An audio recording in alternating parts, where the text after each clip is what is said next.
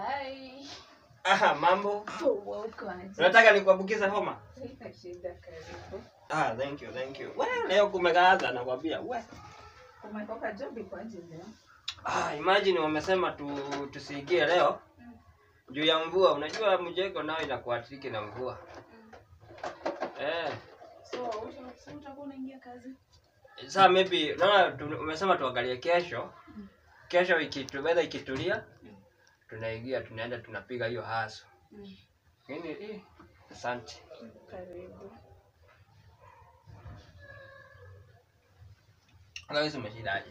Mimi nimekuwa vizuri. So kama kazi imekosekana leo usijali, kesho ni ya Mungu, si ndio? Ile iko tutatumia yenye iko, tutakula yenye iko. Kesho ikifika utaenda tena, utajaribu, ikikosa still babe. Kwa hapa tutajaribu tena. Unanipata? So usiboeke na usifikirie sana kuhusu story na kukosa. Babe, tutakula yenye iko hapa. Si tuko na unga hapa. Hata kama tutakula siku 3 ugali haina shida babe, sawa? Usiboeke, wewe tujipe nguvu. Kesho enda uende uangalie tena kama kazi iko. Ukikosa tena kazi, haina shida, usijali.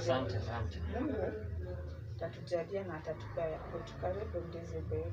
Hiyo ndio iko.